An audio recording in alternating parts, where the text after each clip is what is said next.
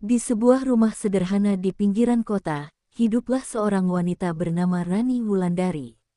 Penampilannya sangat biasa, rambut dikuncir sederhana, pakaian seadanya, dan wajah tanpa riasan. Ia dikenal tetangga sebagai istri yang pendiam, rajin mengurus rumah, dan selalu menurut pada suaminya, Dimas. Tak ada yang menyangka bahwa di balik kesederhanaan dan tutur katanya yang lemah lembut, Rani menyimpan rahasia besar yang tak pernah ia bagi pada siapapun, bahkan pada orang tuanya sendiri. Rani bukanlah wanita sembarangan. Ia adalah lulusan universitas ternama luar negeri, memiliki jaringan bisnis lintas negara, dan secara diam-diam adalah pendiri dan pemilik mayoritas saham di RZ Group, perusahaan teknologi dan agribisnis yang tengah naik daun. Namun semua itu ia sembunyikan rapi sejak menikah dengan Dimas.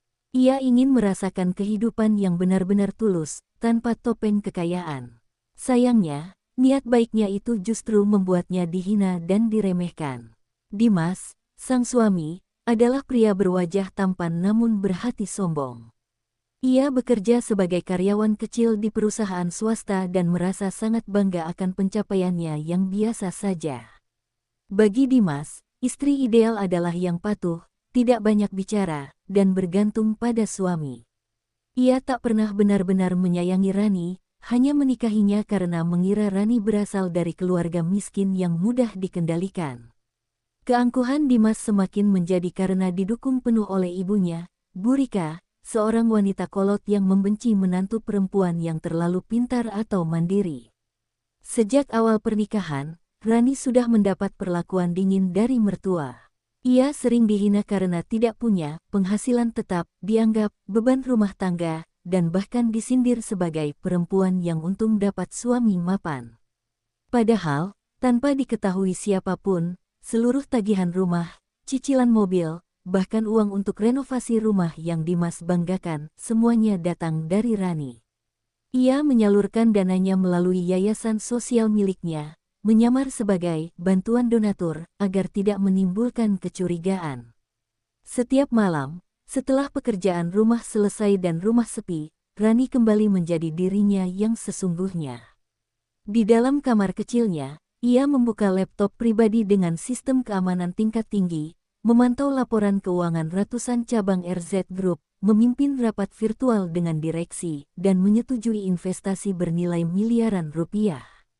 Semua dilakukan tanpa suara, tanpa sorotan. Ia tetap berada di balik bayang-bayang, menjadi ratu tanpa mahkota yang mengatur dunia dari balik tirai rumah tangga yang penuh tekanan. Rani memilih jalur ini bukan karena lemah. Ia punya alasan pribadi yang kuat, sebuah luka masa lalu yang membuatnya trauma menunjukkan kekayaan di hadapan orang-orang. Ia pernah kehilangan seseorang yang dicintainya karena uang. Sejak saat itu, ia berjanji, siapapun yang benar-benar mencintainya harus mencintainya tanpa tahu siapa dia sebenarnya. Ia ingin tahu, apakah Dimas akan tetap menghargainya jika ia hanyalah Rani si istri rumah tangga, bukan Rani sang miliarder. Namun semakin hari, batin Rani semakin terluka. Bukan karena kehidupan sederhana, tapi karena penghinaan yang terus-menerus. Bahkan saat ia sakit pun, Dimas lebih sibuk dengan gawainya. Mertuanya hanya menyuruhnya, jangan manja, dan tetap memasak. Rani mulai bertanya dalam hati, sampai kapan ia harus bertahan dalam pernikahan seperti ini? Sampai kapan ia membiarkan harga dirinya diinjak-injak hanya demi mempertahankan topeng sederhana yang ia ciptakan? Dan saat itulah, takdir mulai bergerak perlahan. Sebuah keputusan besar akan dibuat. Rani tahu bahwa perusahaan yang ia bangun kini sudah cukup kuat dan akan segera membuka kantor pusat barunya di kota tempat ia tinggal. Inilah momen yang akan membuka semua kedok.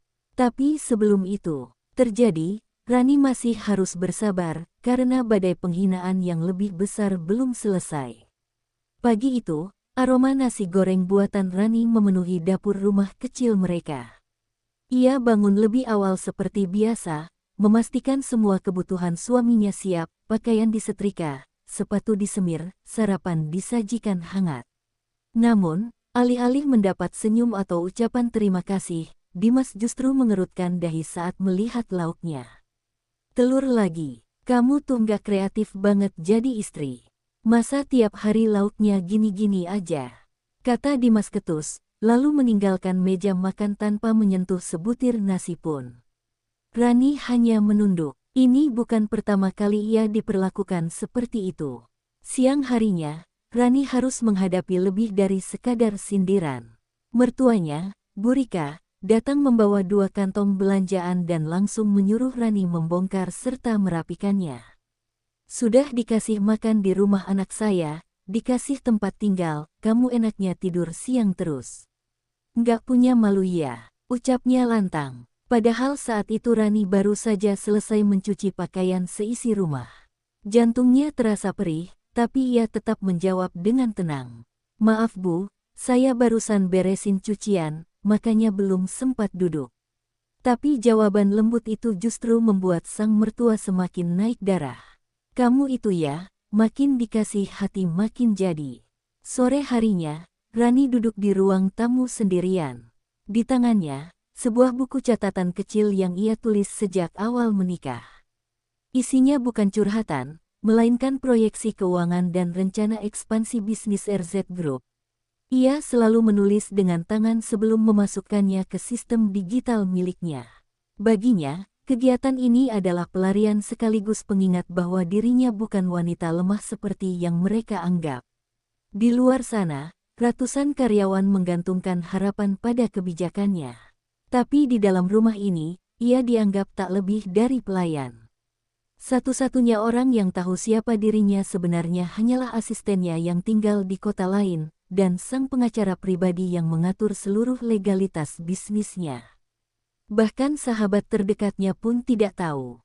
Rani sangat menjaga rahasia ini karena ia ingin menemukan cinta sejati dan rumah tangga yang dibangun atas dasar ketulusan. Tapi kini ia mulai ragu, apakah suaminya pernah mencintainya? Ataukah sejak awal Dimas hanya butuh seseorang yang bisa ia kuasai? Ketika Dimas pulang malam itu, ia membawa kabar bahwa bosnya membuka lowongan jabatan kepala cabang di kota lain. Tapi katanya, yang berhak dipilih adalah orang yang punya relasi dengan RZ Group, ucap Dimas sambil mencibir. Sayangnya, aku nggak kenal siapa-siapa di sana. Coba kamu tuh anak orang kaya, bisa bantu dikit. Rani tercekat, tapi kembali tersenyum kecil. Mungkin suatu hari nanti kamu akan kenal orang penting dari sana, ucapnya pelan. Dimas tak menggubris. Ia hanya menjawab, mimpi kamu terlalu tinggi. Malam itu, Rani menangis di dalam kamar mandi, satu-satunya tempat di rumah itu yang bisa memberinya ruang untuk menumpahkan luka. Ia menangis bukan karena kesepian, tapi karena dikhianati oleh harapan yang ia bangun sendiri. Ia mengingat masa awal pernikahan, saat Dimas tampak sopan dan perhatian. Tapi itu semua hanya ilusi. Setelah menikah, topeng itu jatuh dan yang tersisa hanyalah seorang pria egois yang haus validasi dari dunia luar. Setiap penghinaan yang ia terima dari Dimas dan Bu Rika menoreh luka yang semakin dalam. Namun di balik luka itu, perlahan Rani mulai membangun dinding kekuatan. Ia tahu, waktunya akan tiba. Perusahaannya sedang bersiap membuka kantor pusat baru. Ia telah mengatur semuanya dari balik layar. Tapi ia tetap menunggu, karena ia ingin Dimas dan keluarganya melihat wajah asli dari orang yang selama ini mereka injak-injak. Dan ketika hari itu tiba, bukan hanya kebenaran yang akan terungkap, tapi juga harga diri yang selama ini mereka injak akan bangkit dengan megah. Rani tak akan berkata banyak. Ia hanya akan diam dan berdiri, dan biarkan dunia yang berbicara untuknya. Kota tempat tinggal Rani tiba-tiba heboh oleh satu pengumuman besar, sebuah perusahaan teknologi dan agribisnis kelas dunia bernama RZ Group akan membuka kantor pusat baru bernilai triliunan rupiah tepat di tengah kota. Pembangunannya berlangsung cepat dan misterius. Media lokal dan nasional berlomba-lomba meliputnya. Semua orang bertanya-tanya, siapa pemiliknya? Siapa pendiri jenius di balik perusahaan yang kini merajai pasar Asia itu? Namun tak ada satupun yang tahu bahwa wanita sederhana yang tinggal di rumah pojok gang kecil itu adalah dalang utamanya. Rani menyaksikan berita itu di televisi kecil di dapurnya, sambil mengupas wortel. Di layar, gambar drone memperlihatkan bangunan megah berkaca dengan logo emas bertuliskan RZ Group, Center of Innovation. Sekilas, matanya berkaca-kaca, bukan karena terharu melihat bangunan impiannya berdiri kokoh, tetapi karena dalam hatinya ia tahu, ia telah membangun semua itu sendirian, tanpa dukungan siapapun, tanpa pengakuan dari orang-orang terdekatnya, termasuk suaminya sendiri. Dimas dan mertuanya juga menonton berita itu. Reaksi mereka sangat berbeda. Dimas langsung berdiri dan berkata, "Kalau aku bisa kerja sama dengan perusahaan itu, bisa naik jabatan dengan cepat. Bisa jadi kaya mendadak." Sementara Bu Rika lebih sibuk mengomentari kemewahan gedungnya. Astaga, kayak istana. Itu yang punya pasti anak pejabat atau konglomerat. Ya Tuhan, coba kita bisa kenalan. Tak ada sedikit pun dalam benak mereka bahwa sosok di balik perusahaan itu tidur sekamar dengan Dimas setiap malam.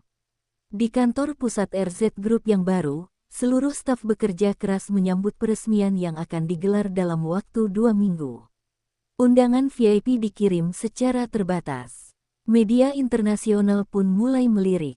Dalam daftar tamu khusus, nama Rani Wulandari ditulis dengan tinta emas, bukan sebagai tamu, tetapi sebagai pendiri, pemilik, dan CEO utama. Ia akan memberikan pidato pembukaan, menandatangani prasasti, dan memimpin peluncuran program sosial berbasis teknologi untuk masyarakat miskin, sebuah visi pribadi yang selama ini ia impikan. Rani menyimpan surat undangan peresmian itu dalam laci kecil di bawah tempat tidurnya. Ia belum menceritakan apapun kepada Dimas. Ia ingin melihat sejauh mana keluarga itu akan bersikap, tanpa tahu siapa dia sebenarnya. Namun, takdir bergerak dengan cara yang tak terduga. Dimas yang iseng menggeledah tas Rani untuk mencari dompet, tanpa sengaja menemukan surat undangan berlogo RZ Group itu. Dengan ekspresi bingung bercampur curiga, ia membaca tulisan di sana, kepada Ibu Rani Wulandari, pendiri dan CEO RZ Group. Mata Dimas melebar. Ia tak percaya. Ia menganggap surat itu palsu atau bercanda. Ia membawa surat itu ke ibunya. "Ini pasti undangan sisa yang kamu temukan di jalan, ya?" Bu Rika menuduh. Rani hanya tersenyum tenang. "Itu undangan resmi, Bu. Saya diminta datang." Jawaban itu langsung memancing amarah. "Kamu pikir kamu siapa? Mau malu-maluin keluarga ini ya? Datang ke acara elit dengan tampang kayak gitu. Mau jadi benalu di antara orang kaya." Dimas ikut menyambar, "Rani, kamu keterlaluan. Jangan ikut-ikutan sok penting." Rani tak menjawab. Ia hanya berkata pelan, "Waktu akan menjawab siapa sebenarnya aku." Namun kalimat itu malah membuat mereka semakin marah. Bu Rika bahkan memerintah Dimas, "Kamu harus larang dia datang. Nggak sopan kalau istri kayak dia nyusup ke acara mewah begitu." Dimas pun mengancam, "Kalau kamu tetap maksa datang, jangan salahkan aku kalau ada keputusan besar yang aku ambil nanti." Di malam itu, Rani duduk sendirian di teras rumah. Angin malam menyapu lembut wajahnya. Ia menatap langit dan menarik napas panjang. Takdir mulai bergerak lebih cepat dari dugaannya. Ia tahu bahwa hari peresmian itu tidak hanya akan menjadi awal baru untuk perusahaannya, tapi juga hari ketika seluruh topeng akan terbongkar dan kebenaran akan muncul tanpa bisa dibendung. Satu hal yang pasti, semua akan terkejut, dan luka yang mereka tanam akan kembali kepada mereka dengan cara yang tak pernah mereka bayangkan. Pagi itu, rumah terasa lebih tegang dari biasanya. Sejak Dimas menemukan surat undangan dari RZ Group yang ditujukan langsung ke Rani, sikapnya berubah drastis. Ia tidak lagi hanya ketus, tapi mulai mencurigai dan mencibir setiap gerak-gerik istrinya. Rani, yang menyadari perubahan itu, tetap tenang. Ia tahu badai ini hanya permulaan. Namun batinnya terus berdesir, karena surat itu seharusnya tidak ditemukan terlalu cepat. Ia masih ingin menyembunyikan identitasnya sedikit lebih lama, agar kebenaran benar-benar meledak di momen yang tepat. Di meja makan, suasana membeku. Dimas melempar tatapan sinis, sementara Bu Rika memandang Rani seolah hendak melahapnya. "Jadi, kamu merasa pantas diundang ke acara sebesar itu?" tanya Bu Rika dengan nada menyindir. Rani menatap ibu mertuanya tanpa gentar. "Saya hanya diundang, Bu. Soal pantas atau tidak, biar waktu yang membuktikan." Kalimat itu seperti bensin yang disiram ke api. Dimas langsung meninju meja. "Jangan main teka-teki sama kami, Rani. Kamu bukan siapa-siapa. Jangan bikin malu keluarga ini dengan tingkah sok elit kamu." Rani tetap tenang, namun di dalam dadanya ada gelombang emosi yang bergejolak. Ia hanya berkata lirih, "Saya tidak memaksa siapapun untuk bangga dengan saya. Tapi saya tidak bisa terus dihina atas sesuatu yang bahkan kalian tidak tahu." Ia berdiri, mengambil piringnya, dan berjalan ke dapur, meninggalkan Dimas dan ibunya yang terdiam sesaat karena kalimat Rani mulai terasa seperti ancaman tak kasat mata. Sebuah isyarat bahwa mereka telah salah menilai seseorang yang mereka injak selama ini. Dimas yang masih diliputi rasa tidak percaya mulai mencari tahu siapa sebenarnya pemilik RZ Group. Ia mengobrak-abrik ponselnya, mencari berita tentang pemilik perusahaan itu, tetapi nama Rani tidak pernah muncul. Semua berita hanya menyebut CEO misterius yang akan hadir langsung dalam peresmian. Rasa penasaran dan curiga membuncah. Jangan-jangan Rani hanya nekat datang supaya bisa pura-pura kenal dengan orang penting, gumam Dimas penuh kecurigaan. Ia terlalu angkuh untuk membayangkan bahwa istrinya sendirilah orang yang sedang dicari-cari semua orang. Hari peresmian semakin dekat. Kota dipenuhi baliho dan spanduk megah dengan logo RZ Group. Hotel-hotel penuh oleh tamu undangan dari luar negeri, dan jalanan utama ditutup untuk menyambut pejabat negara dan tokoh besar. Di rumah, Rani mulai mempersiapkan gaun elegan berwarna putih mutiara yang ia pesan secara rahasia dari desainer internasional. Gaun itu bukan hanya simbol status, tapi juga pernyataan diam, wanita ini tidak lagi bisa dibungkam.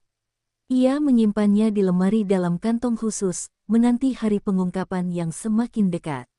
Namun malam sebelum peresmian, Dimas mendatangi Rani dengan amarah yang ditahan-tahan. "Dengar ya, aku nggak akan biarkan kamu mempermalukan aku besok. Kalau kamu maksa datang ke acara itu, anggap aja kita selesai." Kalimat itu menusuk jantung Rani. Bukan karena ancaman cerainya, tapi karena cara Dimas memandang dirinya, seolah ia adalah beban, aib, dan bukan pasangan hidup. Bu Rika pun menambahkan dari balik pintu, "Kalau kamu tetap datang, jangan pernah kembali ke rumah ini." Rani berdiri mematung. Sakit hatinya telah mencapai puncak, namun dari matanya tak setetes pun air mata jatuh. Ia hanya menjawab pelan namun penuh makna, "Baik, aku akan datang, dan setelah itu, mungkin memang tidak akan ada lagi alasan bagiku untuk kembali." Ia masuk ke kamar, mengunci pintu, dan duduk diam di depan cermin. Ia memandangi bayangannya, bukan dengan sedih, tapi dengan tekad. Esok hari bukan hanya tentang peresmian kantor, tapi juga tentang kelahiran kembali harga dirinya yang telah lama dipendam. Malam itu, kota beristirahat dalam gemerlap lampu jalan dan hiruk-pikuk persiapan acara. Tapi di satu kamar kecil, seorang wanita yang selama ini dianggap lemah telah siap untuk berdiri di atas panggung besar. Bukan untuk membalas dendam, tapi untuk menunjukkan kepada dunia bahwa seorang wanita yang diremehkan bisa menjadi sosok paling kuat di ruangan. Esok, semua akan tahu siapa Rani Wulandari yang sebenarnya. Dan esok akan menjadi hari paling memalukan bagi mereka yang pernah merendahkannya. Pagi itu, langit kota terlihat cerah, seakan menyambut momen besar yang akan tercatat dalam sejarah bisnis Indonesia. Di jantung kota, sebuah gedung mewah berdiri menjulang dengan kemilau kaca dan pahatan marmer di setiap sisinya. RZ Group Tower, bangunan yang akan diresmikan hari ini, dipenuhi para tamu penting, mulai dari pejabat negara, investor asing, tokoh media, hingga para pengusaha papan atas. Semua orang menantikan kehadiran sang CEO misterius yang selama ini menyembunyikan wajah dari publik.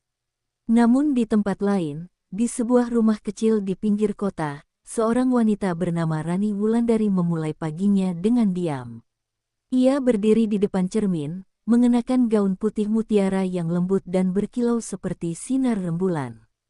Rambutnya ditata anggun, riasannya elegan tapi tidak berlebihan. Di matanya, tak ada lagi kesedihan, hanya keteguhan. Rani tahu hari ini bukan sekadar peresmian perusahaan. Ini adalah panggung di mana kebenaran yang selama ini dikubur dalam diam akan menyeruak dan mengguncang segalanya. Ia melangkah keluar dari kamar dengan tenang, namun begitu sampai di ruang tengah, ia langsung dihadang oleh Dimas dan mertuanya. "Kamu pikir dengan dandanan kayak gitu kamu bisa nyaru jadi orang penting?" cibir Bu Rika sambil menatapnya dari ujung kepala hingga kaki. Dimas, dengan nada penuh kemarahan, mendekat dan mencengkeram lengan Rani. "Aku sudah bilang semalam, jangan datang ke acara itu. Kamu mau bikin malu aku di depan pejabat. Mau sok-sokan kayak sosialita padahal kamu cuma istri pengangguran." Rani menahan perih di pergelangan tangannya, tapi ia tak gentar. Ia hanya berkata lirih, "Lepaskan. Hari ini, bukan tentang kalian." Namun Dimas yang merasa harga dirinya terancam malah menuduh Rani tidak tahu diri. "Kalau kamu tetap pergi ke sana, anggap kita selesai," teriaknya. Bu Rika menimpali, "Kita nggak butuh perempuan kayak kamu di keluarga ini. Kamu cuma beban dari awal." Di depan pintu rumah, Rani berdiri tegak, memandangi mereka berdua untuk terakhir kalinya. Lalu dengan suara yang dingin namun menggetarkan, ia menjawab, "Terima kasih karena sudah menunjukkan siapa kalian sebelum semuanya terlambat." Ia keluar dari rumah tanpa menoleh lagi. Di depan rumah, mobil hitam mewah dengan pengawal pribadi sudah menunggunya. Sopir membukakan pintu dengan hormat, dan Rani masuk seperti seorang ratu yang siap menuju tahtanya. Sepanjang perjalanan, pikirannya berkecamuk bukan karena sakit hati, tapi karena ia tahu luka yang ia bawa selama ini akhirnya akan menemukan ruang untuk sembuh. Ia akan berdiri di atas panggung dan menunjukkan kepada dunia bahwa wanita yang dihina itu adalah sosok yang menggerakkan ekonomi negeri. Sesampainya di lokasi, suasana gegap gempita. Wartawan berbaris, kamera mengarah ke pintu utama. Semua mata mencari sosok yang disebut-sebut sebagai jenius wanita di balik RZ Group. Dan begitu mobil berhenti, pengawal membukakan pintu, dan Rani melangkah keluar dengan anggun. Semua mata terpaku. Seorang wartawan berbisik, "Itu siapa?" Dia sangat berwibawa, namun tak satu pun tahu bahwa wanita itu pernah dicibir sebagai beban keluarga hanya sehari sebelumnya. Tak lama kemudian, Dimas dan Bu Rika juga tiba di lokasi, dengan undangan dari kolega yang masih punya koneksi. Mereka datang tanpa tahu bahwa kejutan besar menanti. Baru beberapa menit mereka berdiri, mereka melihat Rani berjalan menuju panggung utama, diiringi para direksi dan pejabat tinggi. Sorak tepuk tangan terdengar, kamera memotret wajah Rani dari segala arah. Dimas dan ibunya membeku. Wajah mereka pucat, mulut mereka terbuka namun tak bisa berkata apa-apa. Seketika layar besar di panggung menampilkan tulisan, "Selamat datang Ibu Rani Wulandari, pendiri dan CEO RZ Group." Semua tamu berdiri memberi penghormatan. Dimas kehilangan kekuatan di lututnya, hampir jatuh jika tidak ditopang kursi. Bu Rika menatap layar dengan mata melotot, tubuhnya bergetar hebat. Mereka tak pernah membayangkan, wanita yang selama ini mereka hina-hina, yang bahkan pagi tadi diusir dari rumah, adalah pemilik seluruh kekayaan dan kekuasaan yang kini berdiri megah di depan mata. Saat Rani melangkah ke panggung megah itu, ruangan hening. Semua kamera terfokus padanya. Cahaya sorotan mengikuti gerak langkahnya yang tenang namun berwibawa. Ia berdiri tegak di hadapan ratusan tamu undangan dari berbagai belahan dunia, mengenakan gaun putih dengan detail perak yang mencerminkan kemurnian sekaligus kekuatan. Rani Wulandari, wanita yang selama ini disangka biasa, tiba-tiba menjadi pusat dunia. Wajah-wajah yang sebelumnya sinis kini dipenuhi kekaguman, kekagetan, dan rasa hormat yang dalam. Dari kejauhan, Dimas dan ibunya menatap tanpa berkedip. Wajah mereka pucat, Dimas masih berharap bahwa ini semua adalah kesalahan. Mungkin Rani hanya disuruh tampil mewakili orang lain.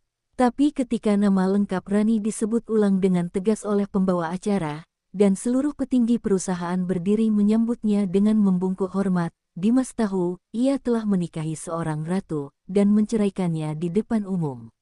Suasana batinnya porak-poranda. Penyesalan membakar tenggorokannya. Rani mengangkat mikrofonnya, menatap seluruh hadirin dengan pandangan penuh karisma. Selamat pagi, saya Rani Wulandari, CEO dan pendiri RZ Group. Suaranya tenang, namun menggema di seluruh aula.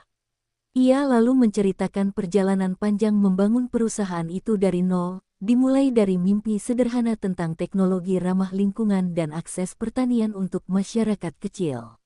Semua terdiam, kagum akan visi yang tak hanya bernilai ekonomi, tapi juga nilai kemanusiaan yang luhur. Mereka sedang menyaksikan seorang pemimpin, bukan sekadar pebisnis. Tanpa menyebut nama, Rani juga menyelipkan kisah getirnya. Saya pernah menjalani hari-hari di mana suara saya dianggap tak penting. Dianggap tak pantas untuk mimpi besar. Dihina karena saya memilih jalan yang tenang. Namun saya tetap berjalan. Bukan untuk membuktikan kepada mereka yang mencaci, tapi untuk menjaga harga diri saya sendiri. Kalimat itu menggetarkan seluruh ruangan. Beberapa tamu bahkan terlihat menyeka air mata. Namun di sudut ruangan, Dimas menunduk. Ia tahu, kalimat itu ditujukan padanya. Dan itu lebih menyakitkan dari ribuan hinaan. Setelah pidato, Rani menandatangani prasasti peresmian, lalu memimpin pemutaran video dokumenter tentang perjalanannya membangun RZ Group. Di layar, terlihat Rani saat masih di desa, riset di laboratorium, bertemu petani, memimpin rapat dengan insinyur, semua dalam diam, jauh dari sorotan. Video itu menegaskan bahwa ia bukan sekadar wanita kaya, tapi visioner sejati yang merancang masa depan. Setiap potongan gambar adalah tamparan bagi Dimas dan Bu Rika, yang dulu menganggapnya tidak bisa apa-apa. Usai acara, para tamu berebut bersalaman. Menteri, duta besar, pengusaha papan atas, semuanya mengelilingi Rani. Luar biasa, Bu Rani. Visi Anda akan mengubah Indonesia, kata seorang duta besar dari Eropa. Saya ingin berinvestasi lebih banyak di proyek hijau Anda, timpal seorang pengusaha Jepang. Di tengah kerumunan itu, Dimas mencoba mendekat. Ia tersendat di kerumunan, dipandang sinis oleh para hadirin karena sempat meneriaki Rani tadi pagi. Ia hanya bisa berdiri di ujung, menatap Rani yang kini tak lagi mungkin ia jangkau. Seketika mata mereka bertemu. Rani melihat Dimas berdiri kaku di belakang para tamu. Untuk sesaat, waktu terasa berhenti. Tapi tak ada senyum dari Rani. Tak ada lambaian tangan. Hanya tatapan teduh yang penuh luka yang telah sembuh. Sebuah tatapan yang mengatakan, aku pernah mencintaimu, tapi kamu menghancurkannya sendiri. Dimas tak sanggup menahan air matanya. Ia berpaling, menggenggam rambutnya sendiri. Sementara di seberang ruangan, sosok Rani berdiri teguh seperti seorang ratu yang baru saja menaklukkan bukan hanya dunia luar, tapi juga luka lamanya sendiri. Rani meninggalkan panggung dengan anggun, dikelilingi hormat dan pujian.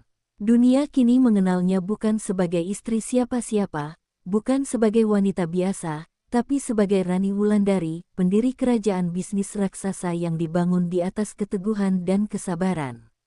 Dan hari itu menjadi hari paling pahit dalam hidup Dimas dan ibunya. Sebab mereka menyadari, orang yang selama ini mereka remehkan, adalah orang yang paling mereka butuhkan, namun telah mereka buang dengan sombong. Dimas menghabiskan sisa acara peresmian dengan wajah tertunduk dan langkah limbung. Semua orang yang lewat menatapnya dengan sorot mata tajam, seolah tahu siapa dia. Ada yang membisikkan nama Rani sambil meliriknya dengan sinis. Bahkan seorang tamu asing sempat berkata dengan nada setengah mengejek, apakah itu pria yang mengusir CEO kita tadi pagi? Dimas hanya diam, tenggorokannya kering. Kepalanya dipenuhi satu kalimat, bagaimana mungkin aku menceraikan wanita yang sekarang dipuja seluruh negeri? Tapi itu bukan sekadar wanita, itu adalah Rani, istrinya sendiri yang selama ini ia hina dan lukai. Di dalam mobil yang membawanya pulang, Dimas tak henti memegangi kepalanya. Ingatannya berputar cepat, setiap ejekan yang ia ucapkan, setiap bentakan, setiap hinaan yang ia lemparkan pada Rani. Semuanya kini kembali seperti duri yang menancap satu persatu. Ia teringat pagi tadi, saat ia menyobek surat undangan dan berteriak di depan Rani, "Kalau kamu tetap pergi, anggap kita selesai." Kalimat yang dulu ia ucapkan dengan bangga, kini terasa seperti surat kematiannya sendiri, kematian harga diri, harapan, dan penyesalan yang tak bisa dihapus. Sementara itu, Bu Rika duduk di ruang tamu rumah mereka dengan tubuh gemetar. Seluruh tetangga telah tahu apa yang terjadi. Wajah Rani muncul di televisi nasional, diiringi pujian dari pejabat tinggi dan tokoh-tokoh ternama. Beberapa tetangga bahkan berkata, "Bu Rani itu luar biasa ya, sabar banget selama ini. Padahal dia bos besar, tapi tetap masak sendiri, cuci sendiri." Lidah Bu Rika keluh. Ia teringat bagaimana ia pernah menyuruh Rani mencuci celana dalam Dimas dengan tangan, menghina masakannya, bahkan menyebutnya beban. Kini semua hinaan itu memantul kembali ke wajahnya sendiri.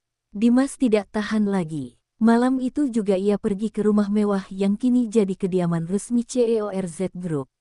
Ia berdiri di depan gerbang besar, memohon kepada satpam untuk membiarkannya masuk. "Tolong, aku suaminya. Aku cuma mau bicara. 5 menit saja," ucapnya dengan suara bergetar. Tapi petugas keamanan menatapnya dingin. "Maaf, Pak Dimas. Ibu Rani sudah memberi perintah, siapapun yang mengusirnya dari rumah pagi tadi tidak diizinkan masuk tanpa janji." "Resmi," jawabnya tegas. Dimas terduduk di depan gerbang itu seperti anak kecil yang kehilangan mainan berharganya. Hari-hari berikutnya menjadi neraka bagi Dimas. Di tempat kerja, ia jadi bahan tertawaan. Atasan dan rekan-rekannya mencemooh dengan sinis, gimana rasanya nyia-nyiain miliarder, Mas. Bahkan orang yang dulu iri padanya kini merasa kasihan. Dunia telah berbalik arah. Ia tak hanya kehilangan istri, tapi juga kehilangan martabat, jaringan sosial, dan peluang hidup yang tak akan pernah datang 2 kali. Ia sempat mencoba mengirim pesan, email, surat, bahkan mendatangi yayasan sosial milik Rani, tapi tak satu pun dibalas. Rani, di sisi lain, menjalani harinya dengan damai. Ia tak pernah membalas dendam secara langsung. Ia hanya fokus membangun kerajaannya, memperluas proyek pertanian digital untuk petani kecil, serta membuka beasiswa bagi perempuan tertindas agar bisa mandiri. Ia tahu penyesalan Dimas pasti dalam, tapi ia juga tahu, memaafkan bukan berarti harus kembali. Karena cinta yang dilukai terlalu dalam, tidak bisa disambung hanya dengan air mata. Suatu hari, Rani diwawancarai oleh televisi nasional dalam sebuah acara bertajuk Perempuan Hebat Nusantara. Ketika ditanya soal pernikahannya yang viral, Rani hanya menjawab singkat, "Saya tidak kehilangan apa-apa saat mereka meninggalkan saya. Justru mereka yang kehilangan kesempatan untuk mengenal siapa saya sesungguhnya." Kalimat itu menjadi kutipan viral di media sosial. Banyak perempuan merasa terwakili, banyak laki-laki mulai sadar untuk tidak meremehkan pasangan mereka.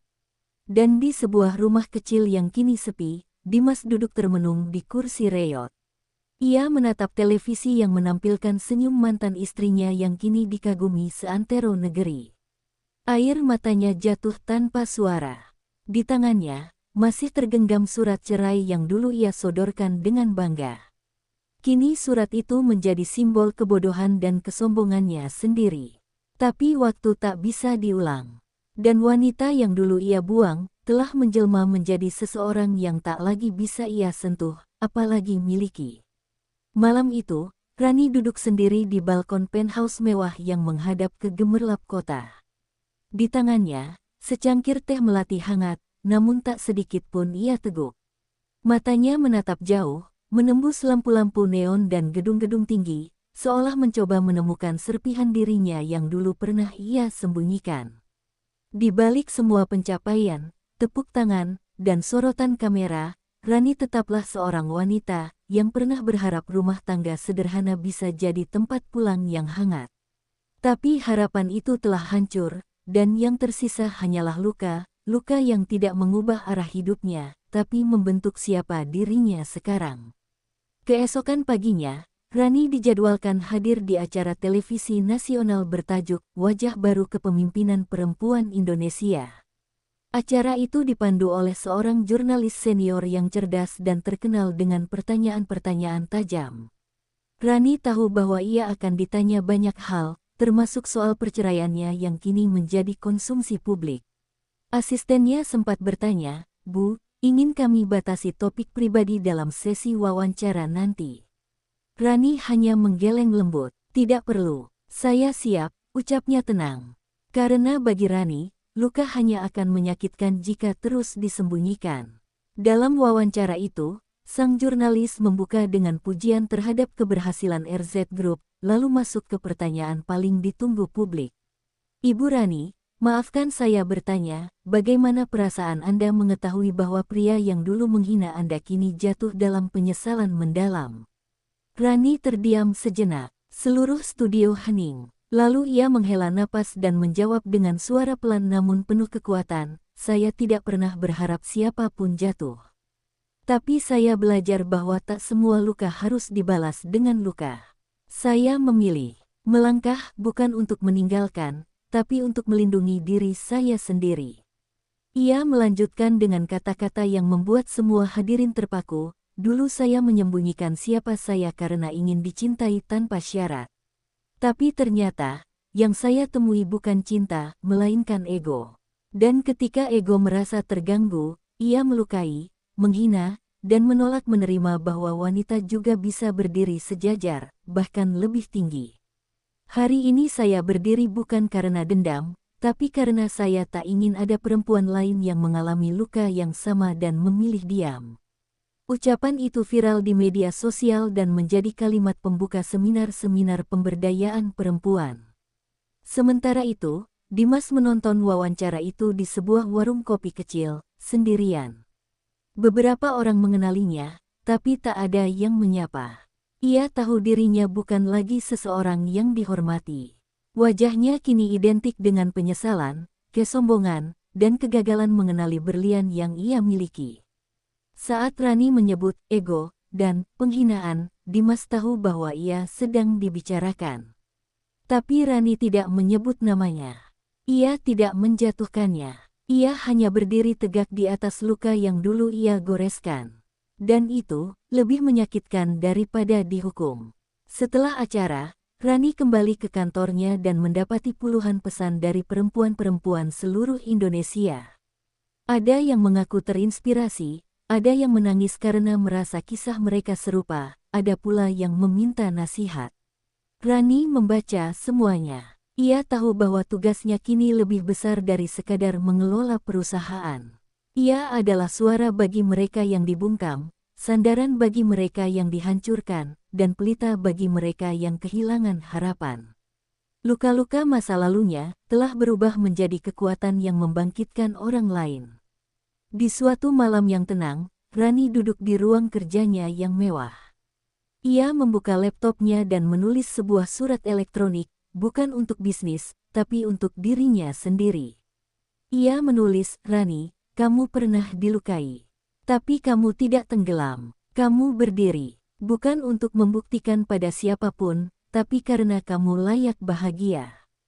Kamu layak dihormati. Dan kamu layak dicintai dengan tulus, suatu hari nanti, oleh orang yang benar-benar melihatmu." Ia menutup laptop itu sambil menatap bayangannya di jendela, seorang miliarder, seorang pemimpin, dan seorang wanita yang pernah terluka, tapi tak pernah kalah. Dan malam itu, untuk pertama kalinya setelah bertahun-tahun menahan perih dan menyembunyikan luka, Rani tersenyum. Bukan senyum kemenangan, tapi senyum penyembuhan. Dunia akhirnya tahu siapa dirinya, dan ia tidak perlu lagi bersembunyi. Bukan karena ia ingin dipuja, tapi karena akhirnya, ia bebas menjadi dirinya sendiri. Hari-hari Dimas berubah menjadi rangkaian penyesalan yang tak berujung. Ia bangun tidur tanpa semangat, hidup bagai bayang-bayang dirinya yang dulu. Ia tak lagi dihormati di kantor, bahkan rekan sejawat menjauh perlahan. Orang-orang yang dulu memandangnya sebagai pria mapan, kini menatap dengan iba dan ejekan. Namun yang paling menyakitkan adalah malam-malam yang ia lewati sendiri, saat bayangan Rani hadir dalam setiap keheningan. Sosok perempuan yang dulu ia anggap biasa, ternyata adalah segalanya. Dan kini, segalanya itu telah pergi. Dengan langkah berat, Dimas mendatangi kantor RZ Group, kali ini tidak untuk membuktikan sesuatu, tapi untuk memohon. Ia membawa setangkai mawar putih dan sebuah surat tulisan tangan yang telah ia baca puluhan kali di rumah. Di lobi gedung, ia dicegat oleh resepsionis. "Maaf Pak, Ibu Rani sedang tidak menerima tamu tanpa janji," ucap sang petugas sopan tapi tegas. Dimas menunduk, "Tolong sampaikan bahwa saya hanya ingin bicara 5 menit saja. Katakan padanya, suaminya ada di sini." Kalimat itu membuat resepsionis terdiam sejenak, tapi tetap menggeleng. Aturan adalah aturan. Dimas akhirnya meninggalkan bunga dan surat itu di meja resepsionis, lalu pergi dengan langkah gontai. Dalam suratnya, ia menulis, "Rani, aku terlambat menyadari bahwa cinta sejati datang bukan dalam kemewahan, tapi dalam ketulusanmu yang dulu setiap hari aku abaikan. Aku tahu aku telah menyia-nyiakanmu. Tapi jika masih ada seberkas ruang untukku di hatimu, izinkan aku memperbaikinya, meski hanya sebagai teman." Surat itu kemudian sampai ke tangan Rani pada malam harinya, saat ia baru pulang dari rapat internasional yang membahas ekspansi perusahaannya ke Eropa. Rani membuka surat itu dengan tangan gemetar. Membaca tulisan Dimas yang penuh penyesalan membuat hatinya tersentuh, tapi juga terasa getir. Ia terdiam lama, lalu menutup surat itu tanpa meneteskan air mata. Tidak karena ia tak merasa apa-apa, tapi karena ia sudah melewati semua rasa itu. Luka itu telah sembuh, dan yang tersisa hanyalah bekas yang tidak perlu dibuka kembali. Ia berdiri di depan jendela, memandang lampu-lampu kota yang berkelip, dan berkata dalam hati, "Andai dulu kau mencintaiku sebagaimana aku mencintaimu, mungkin takdir kita takkan begini." Hari berikutnya, Dimas kembali mencoba mendatangi kantor. Kali ini ia membawa kenangan lama, foto pernikahan mereka, buku doa Rani yang dulu ia anggap remeh, dan kalung kecil pemberian Rani di ulang tahunnya yang ke-30. Ia duduk di bangku taman depan gedung sambil menunggu, berharap bisa melihat Rani walau hanya sekilas. Ia tak peduli dipandang orang seperti pengemis cinta. Baginya, Rani bukan lagi wanita lemah yang bisa ditindas, melainkan cahaya yang kini menerangi hidupnya yang gelap. Tapi cahaya itu sudah terlalu jauh. Sore itu, Rani akhirnya keluar dari pintu belakang gedung, dikawal oleh 2 asistennya. Ia melihat Dimas dari kejauhan. Sesaat ia berhenti, membiarkan dirinya melihat lelaki yang dulu pernah ia cintai sepenuh hati, yang kini tampak lebih tua, lebih lelah, dan lebih kecil dari apa yang ia ingat. Tapi ia tidak mendekat, ia hanya menatap sebentar, lalu berjalan pergi. Asistennya bertanya, "Bu Rani, itu tadi suami ibu?" Rani menjawab pelan, "Mantan. Dan aku sudah memberi yang terbaik. Tapi kadang, yang terbaik pun bisa salah tempat." Malam itu, Dimas pulang ke rumah ibunya yang kini tak seramai dulu. Bu Rika juga mulai merasakan beban sosial akibat perlakuannya kepada Rani. Banyak tetangga yang menyindir, dan banyak keluarga yang menjauh. Dalam keheningan ruang tengah yang dulu dipenuhi suara caci maki dan kemarahan, kini hanya terdengar detik jam dinding. Dimas duduk menatap kosong ke arah jendela, lalu berkata lirih kepada ibunya, "Bu, kita kehilangan dia. Dan aku rasa, aku pantas mendapatkannya." Bu Rika tak menjawab, ia hanya menutup wajahnya dengan tangan, menahan air mata dan rasa malu yang dalam. Sementara itu, Rani duduk di ruang kerjanya, menulis di jurnal pribadinya, "Ada luka yang tak bisa disembuhkan dengan permintaan maaf. Ada cinta yang tak bisa kembali walau diratapi. Tapi ada aku, yang memilih berdiri, berjalan, dan tidak menoleh ke belakang. Bukan karena membenci, tapi karena telah memaafkan dan ingin hidup. Ia menutup buku itu dengan damai. Ia tahu Dimas ingin kembali, tapi ia juga tahu bahwa ia tak lagi berada di tempat yang sama untuk menunggu. Hari itu, udara di kota terasa lebih tenang, seolah ikut menyadari bahwa sebuah babak besar akan ditutup dengan cara yang lembut namun pasti. Di puncak menara RZ Group, Rani berdiri memandangi cakrawala dari balik jendela kaca besar kantornya.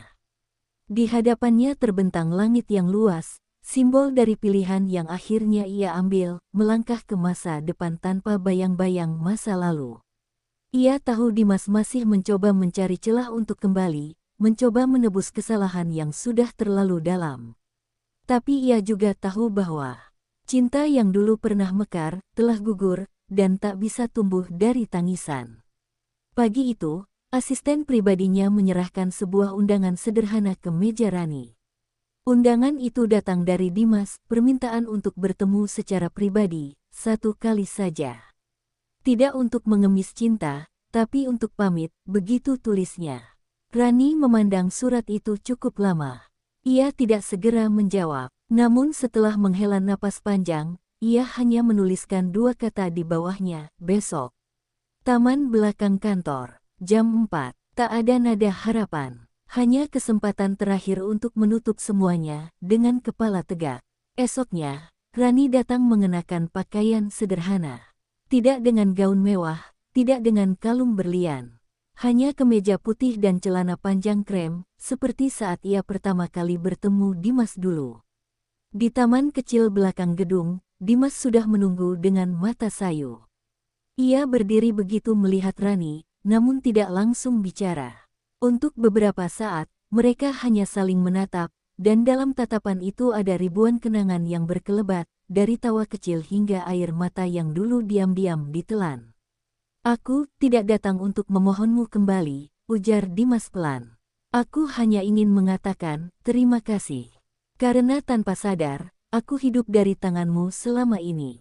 Dan maaf, karena sudah membuatmu merasa tidak berharga padahal, kamu adalah segalanya. Rani mendengarnya tanpa menanggapi dengan kata-kata. Tapi wajahnya tenang, tak ada kebencian. Ia tidak mengangguk, tidak pula menolak. Hanya diam, karena memang tak semua perpisahan membutuhkan jawaban, kadang hanya keheningan yang cukup. Dimas menyerahkan sebuah kotak kecil berisi cincin kawin mereka dulu, yang masih ia simpan. Ini satu-satunya hal yang tidak pernah bisa aku buang, karena setiap kali melihatnya, aku diingatkan pada kesalahan terbesarku. Rani menerimanya, lalu perlahan membuka kotaknya. Ia menatap cincin itu lama, sebelum menutupnya kembali dan mengembalikannya ke tangan Dimas. Bukan cincin itu yang salah, tapi tangan yang pernah memakainya, ucapnya lembut, namun menyayat hati. Dimas menunduk dalam-dalam. Kata-kata itu bukan cercaan, tapi cermin atas semua luka yang ia ciptakan sendiri. Mereka duduk bersebelahan di bangku taman. Tak banyak kata yang diucapkan setelah itu. Hanya angin sore yang lewat menyapu rambut mereka. Dimas akhirnya berdiri, menatap Rani sekali lagi dengan mata basah. Kalau suatu hari nanti aku bertemu kamu lagi, dan kamu sudah bersama seseorang yang mencintaimu sepenuhnya, aku akan bahagia. Meski bukan aku. Rani tersenyum kecil, lalu menjawab, mungkin kamu akan menemukanku bukan dengan siapapun, tapi dalam keadaan yang lebih bahagia, karena aku sudah selesai dengan luka. Dan itulah jawaban yang tak pernah Dimas bayangkan, tapi yang paling ia butuhkan. Dimas berjalan pergi, meninggalkan bangku taman itu dengan langkah berat, tapi tanpa dendam. Ia tahu semuanya telah berakhir. Tak ada pelukan, tak ada air mata tumpah ruah, hanya sebuah selamat tinggal yang tidak terucap namun cukup untuk menutup luka. Rani menatap punggungnya sampai menghilang di balik gerbang, lalu menoleh ke langit yang kini berwarna jingga. Dalam hati, ia tahu ia telah membebaskan dirinya sendiri, dan itu jauh lebih penting dari membalas apapun. Hari mulai gelap, Rani berdiri dan berjalan kembali ke gedung kantornya. Di sana, ribuan orang menunggunya, pegawai, rekan, mitra bisnis, dan perempuan-perempuan yang melihatnya sebagai teladan. Ia melangkah tegak, bukan lagi sebagai seseorang yang pernah ditinggalkan, tapi sebagai seseorang yang memilih berdiri dan melanjutkan hidup. Di depan pintu lift, ia tersenyum kecil lalu berkata dalam hati, "Aku bukan siapa-siapa ketika dia pergi. Tapi kini aku adalah diriku sendiri, utuh, kuat, dan cukup." Terima kasih telah mengikuti kisah dramatis dan menginspirasi ini sampai akhir. Kisah tentang luka, cinta, dan kekuatan seorang wanita yang bangkit dari keterpurukan telah mengajarkan kita satu hal. Harga diri tidak ditentukan oleh bagaimana orang memperlakukan kita, tapi oleh bagaimana kita memilih untuk bangkit. Jika kisah ini menyentuh hati kamu, jangan lupa untuk like video ini sebagai bentuk dukungan. Tinggalkan komentar kamu di bawah, ceritakan bagian mana yang paling menyentuh. Subscribe channel ini agar tidak ketinggalan cerita-cerita menarik dan inspiratif berikutnya. Dan jangan lupa nyalakan lonceng notifikasi, agar kamu jadi yang pertama mendengar kisah baru kami. Terima kasih telah menonton. Sampai jumpa di kisah selanjutnya. Wassalamualaikum warahmatullahi wabarakatuh.